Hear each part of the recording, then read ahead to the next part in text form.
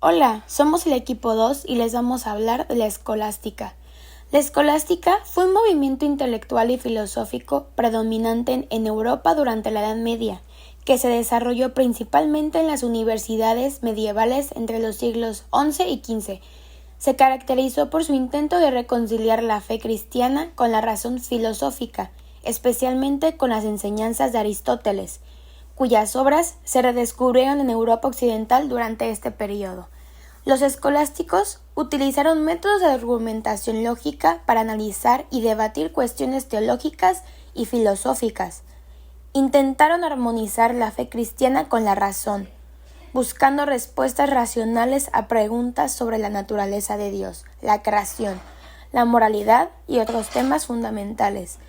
Durante la escolástica se desarrollaron importantes escuelas de pensamiento, como las escuelas de Chartres, la Escuela de París y la Escuela de Oxford. Figuras prominentes incluyen a Tomás de Aquino, Guillermo de Ockham, Anselmo de Canterbury. La escolástica sentó las bases para el pensamiento filosófico y teológico posterior en Europa y fue fundamental en la formación de la educación universitaria occidental. La escolástica fue un movimiento filosófico y teológico que tuvo lugar en la Europa medieval, especialmente en las universidades de París y Oxford, durante los siglos XI y XV. Los principales personajes asociados con la escolástica y sus lugares de influencia eran Tomás de Aquino. Fue un teólogo y filósofo italiano. Estudió en la Universidad de Nápoles y más tarde se trasladó a París y Colonia. Es conocido por su síntesis de la filosofía aristotélica con la teología cristiana. Su obra más famosa es la Suma Teológica. Anselmo de Canterbury fue un teólogo y filósofo inglés. Estudió en la abadía de Bec, en Normandía, y luego se convirtió en el arzobispo de Canterbury. Es conocido por su argumento ontológico para la existencia de Dios. Pedro Abelardo, filósofo, teólogo y poeta francés. Enseñó en París y es conocido por su relación con Eloísa y por sus controversias con Bernardo de Claraval. Su obra Sic non refleja su enfoque crítico. Juan Duns Scoto, teólogo y filósofo escocés, estudió en Oxford y enseñó en París. Es conocido por su defensa del franciscanismo y su énfasis en la voluntad divina. Estos personajes se movieron y enseñaron en diferentes lugares de Europa, pero París fue un centro importante para la escolástica, especialmente durante el siglo XIII. Ahí se llevaron a cabo muchas de las discusiones y debates filosóficos y teológicos que caracterizaban en este periodo. Sus antecedentes. Juan Scoto, nacido en Irlanda en 810, posiblemente descendiente de escoceses, utilizó el uso del seudónimo Johannes Leurgena o Eriugena, que quiere decir nacido en Irlanda. En torno al 847 fue nombrado por Carlos I, rey de Francia, supervisor de la escuela de la corte, y le encarga que traduzca en latín las obras del neoplatino Dionisio el Areopagita. Eriugena entró en conflicto con el Papa Nicolás I y el rey le prestó su apoyo, aunque tuvo que vivir recluido en la corte hasta la muerte del monarca en 877. Los concilios de Valence 855, Langres 859 y Vercelli 1050 condenaron el Tratado de Divina Predestinatione sobre la predestinación divina 851, que sostiene la creencia de Hincmar, arzobispo de Reims, sobre el destino final de los individuos en el sentido de que éste no depende de Dios de una forma absoluta. Anselmo de Canterbury, teólogo y doctor de la Iglesia Católica, fue abad en el monasterio benedictino de Santa María de Bec, Normandía, en el que había ingresado en 1060 y arzobispo de Canterbury desde 1093. Como arzobispo intentó sustraer la influencia regia, las elecciones episcopales y preservar la independencia de la Iglesia, lo que le valió el destierro en 2 ocasiones.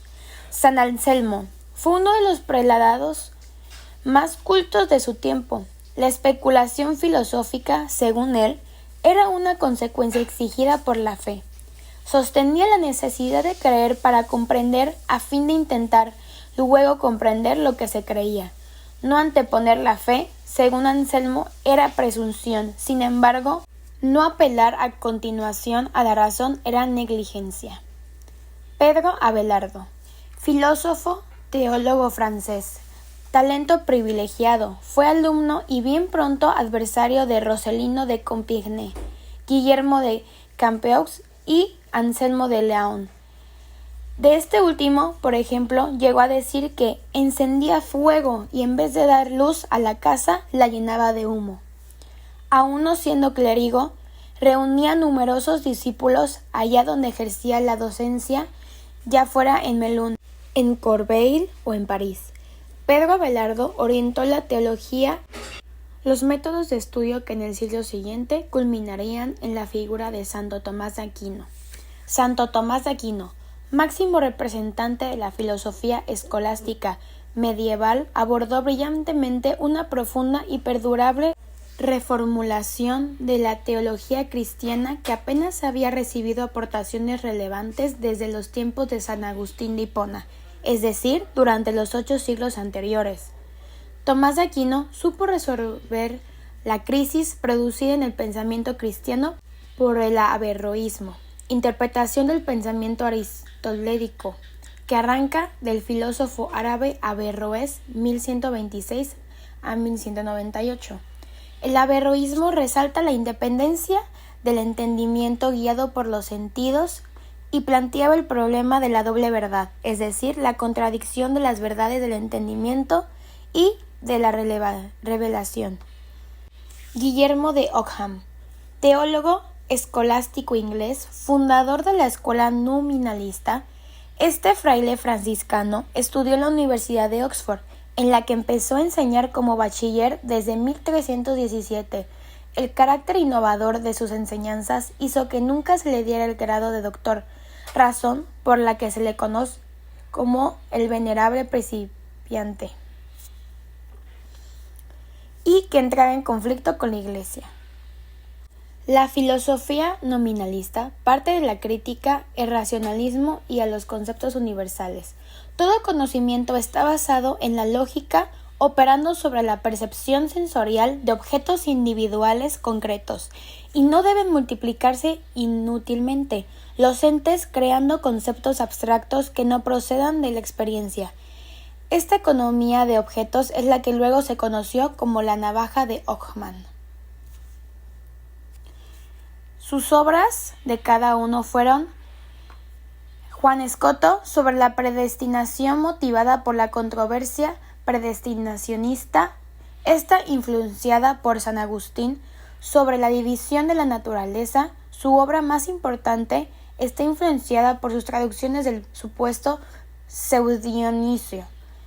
Exposiciones sobre la jerarquía celeste basada en la jerarquía celeste de Dionisio. Anselmo de Canterbury. Las palabras de San Anselmo de Canterbury son esencialmente filosóficas, teológicas, de gramático. Explica el uso de las palabras por medio de la lógica. Prosologion, un libro sobre la fe de creer en Dios junto con las bases del argumento. De Veritate, un libro que habla sobre el concepto de la verdad bajo la perspectiva y la lógica cristiana. Pedro Abelardo. Diálogo entre un filósofo, un judío y un cristiano.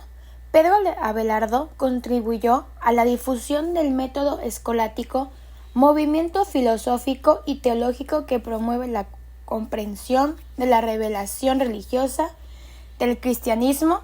Esta obra se puede considerar todo un elogio de la razón crítica. Ética o Conócete a ti mismo. Santo Tomás de Aquino. 3 sumas: Suma Teológica, Suma contra las Gentiles y Scriptum Super Sententis, libro de su pensamiento teológico cristiano. Guillermo de Ockham. Cuestiones Iromp Decisiones Codlibeta Septem, antes de 1327. Tractus de Corpore Christi o Tractus Primus de Quantitate, después de 1323. Escuela catedralistas. Durante la Edad Media, las escuelas catedralistas eran instituciones educativas asociadas con catedrales y monasterios. Estas escuelas surgieron como centros de enseñanza religiosa y se centraron en la formación de clérigos y futuros líderes de la Iglesia. En estas escuelas se enseñaba una variedad de materias incluyendo teología, filosofía, gramática, retórica y música. Sus antecedentes son orígenes religiosos. La escuela catedralista surgieron en la Alta Edad Media. Como centros de educación religiosa clerical, estaban estrechamente ligadas a catedrales y monasterios y servían para formar a futuros clérigos y líderes religiosos. Enseñanza eclesiástica. La educación en las escuelas catedralistas se centraban en la enseñanza de materias teológica, filosofía, gramática, retórica y música sacra. Estas instituciones desempeñaron un papel crucial en la preservación y transmisión del conocimiento durante la Edad Media.